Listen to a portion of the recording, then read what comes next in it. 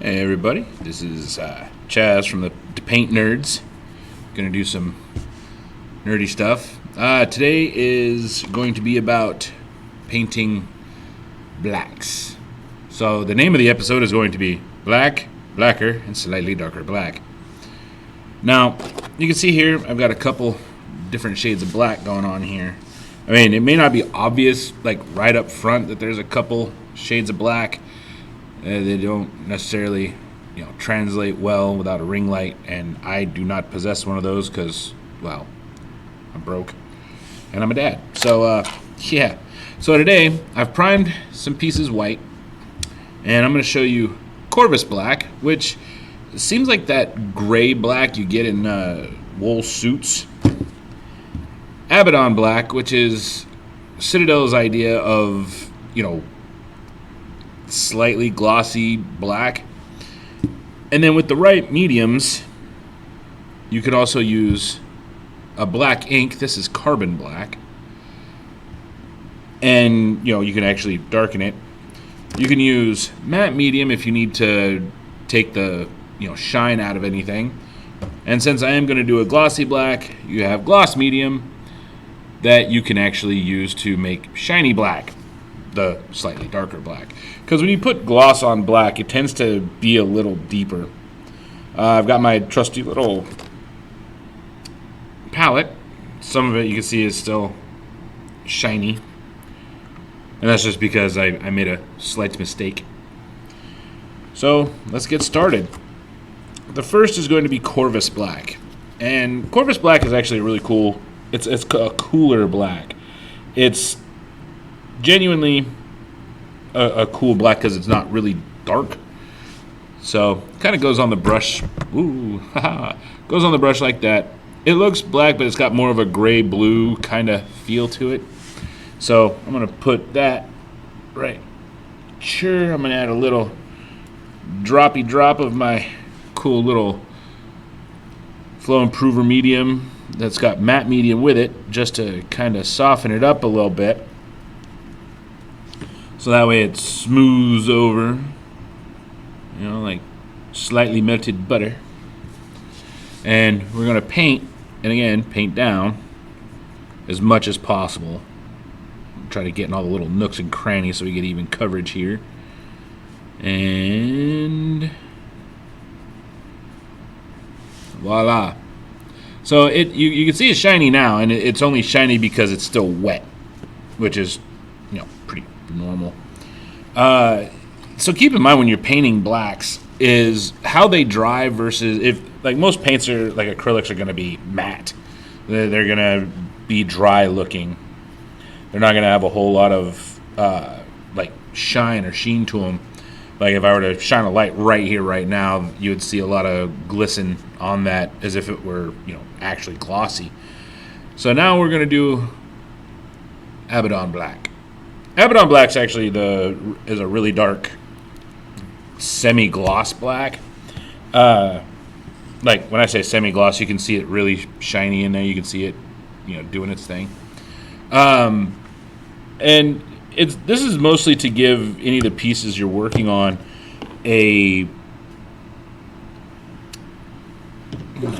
use a gloss version of my transposing medium, which uses flow improver, a little water, and gloss medium to help spread paint, basically. And this will inadvertently give it a little more shine. So we're going to go on to the next pauldron over right here. And again, it's all about painting down. Well, in this case, painting however it takes to make coverage. And don't mind the sniffles and stuff you hear. I got a buddy here reading an anime, and he likes to make noises. It's really weird when he sleeps too. So you've got another, so we got black, darker black, and now for the pièce de resistance, we're going to go with slightly darker black. So the way I like to do my slightly darker black is I will use Avalon Black.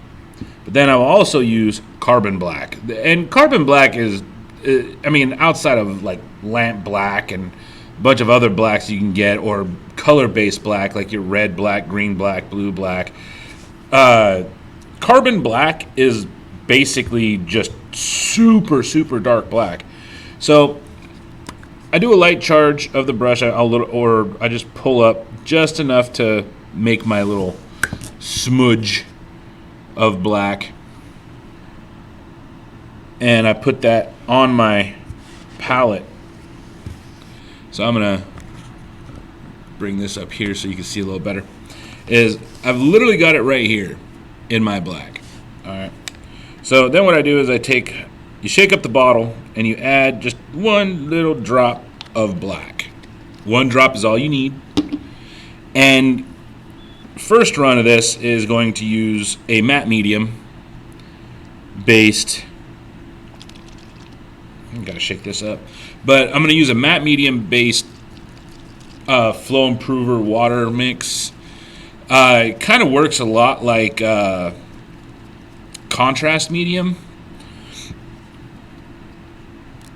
So what I'm going to do is I'm going to take a small little drop, just enough to kind of aid the flow, if you will.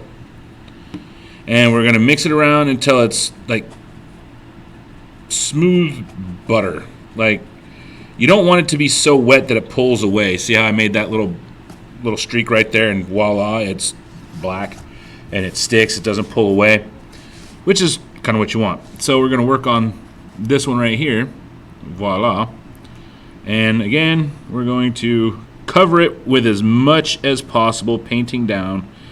The only downside to doing this and adding flow improvers or anything like that, a lot of the raised edges will literally, like, almost like you're using a dark ink to kind of fill in, recesses to create definition. And you really don't want to do that. You want it dark enough that you can paint, and voila, you see, you've got your black, your slightly darker black. Okay. Or blacker, slightly darker black. If you notice, this is actually, you can actually see the tone difference in the camera between the three. Now, as this starts to dry, it's going to take on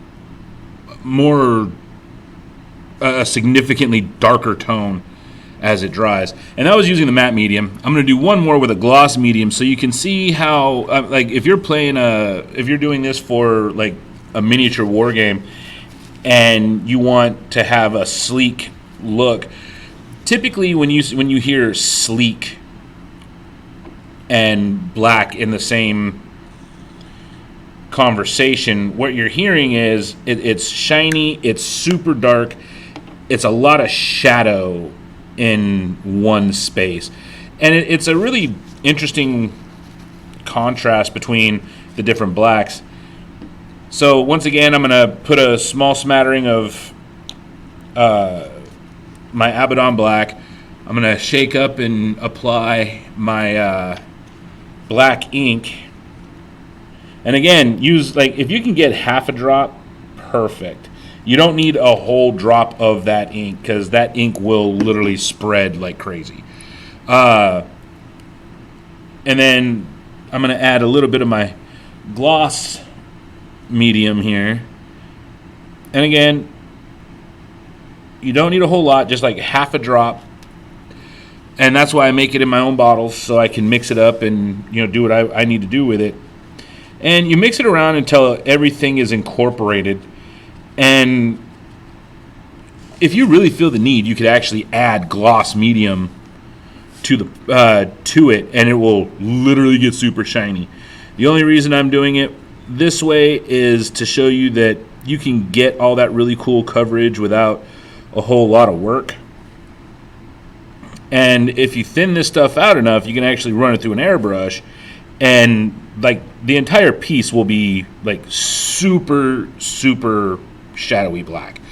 And again, as you can see, I've got all my temperatures right here, and you can see them as they're starting to dry. You can see that you got this gray black here. This, it's dark enough to be considered black from a distance, you've got black that would be, you would know flat out this is black.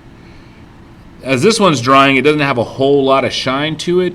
I mean, it's still working on drying, but like you could, I'll bring it up here. You probably won't be able to see it very well.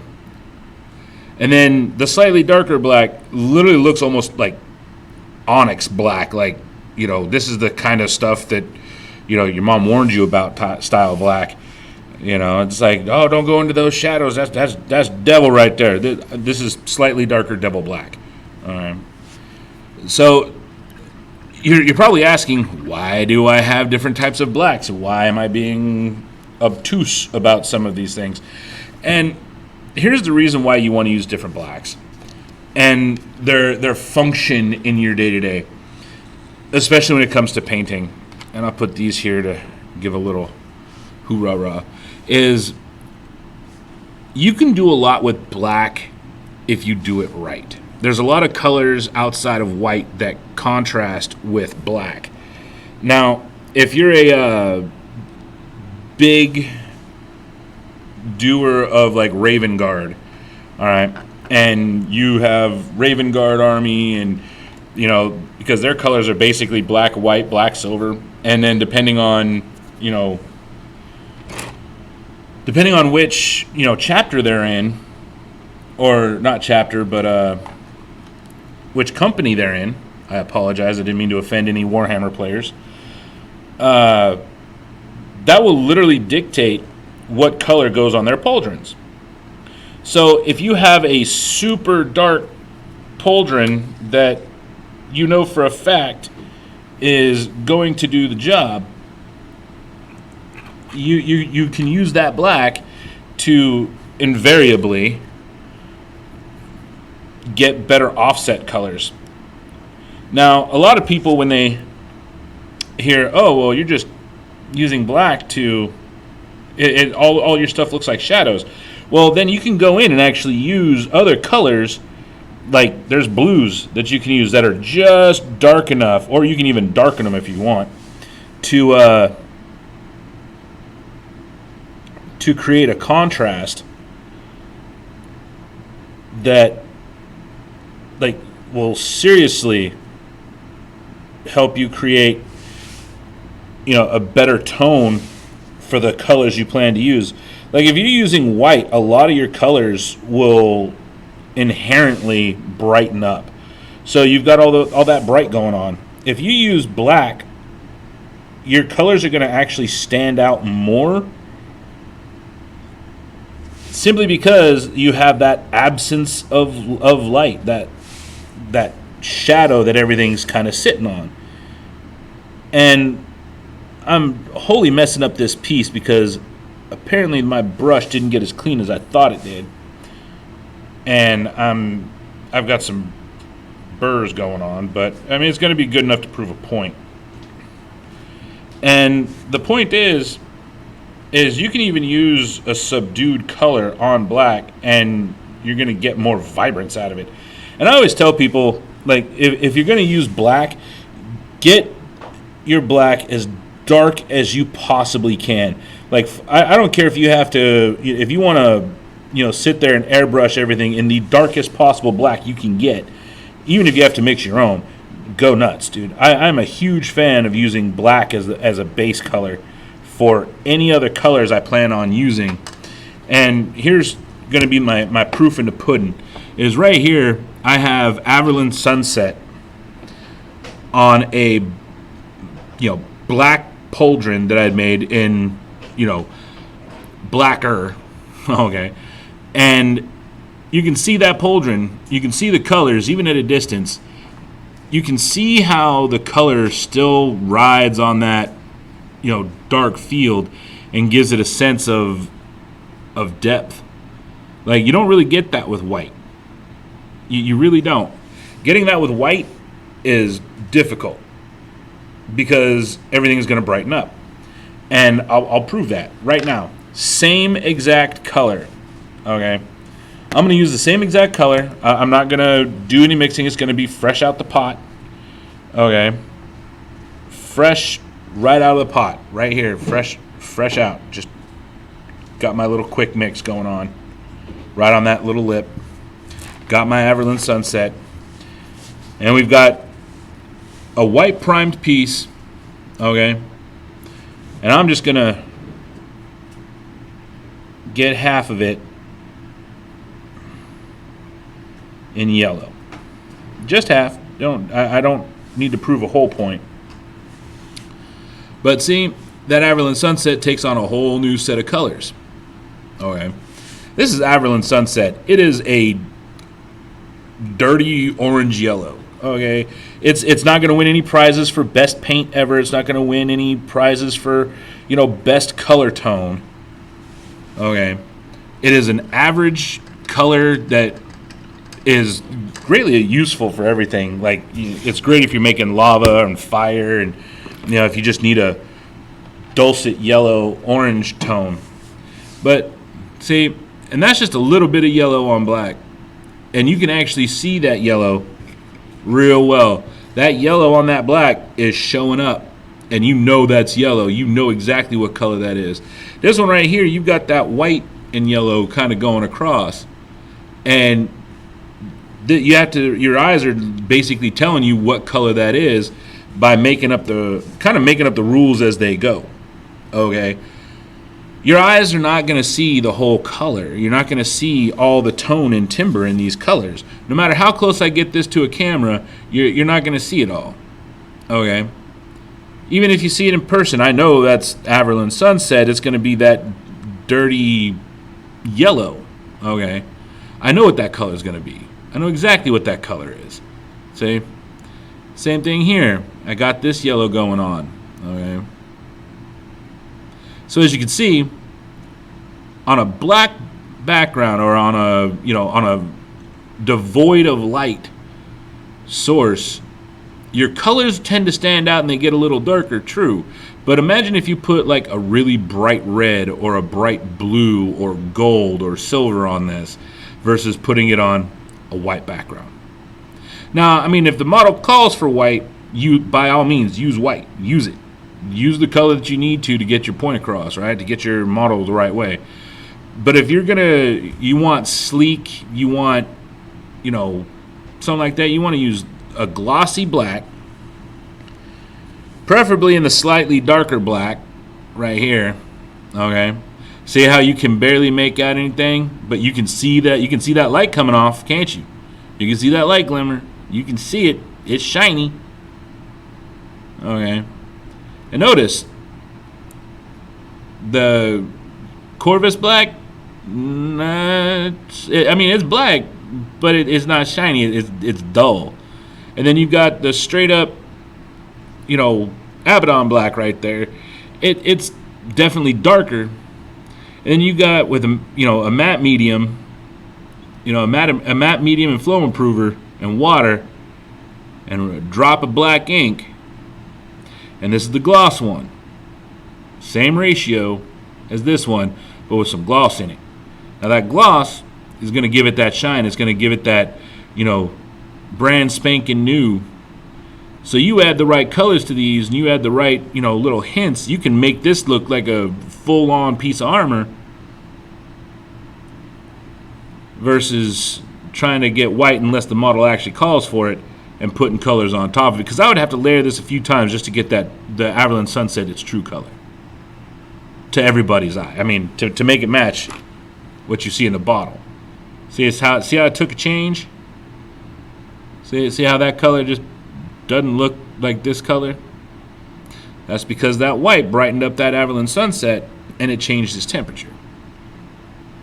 So hopefully that helps you out, and hopefully that makes things a little easier for you.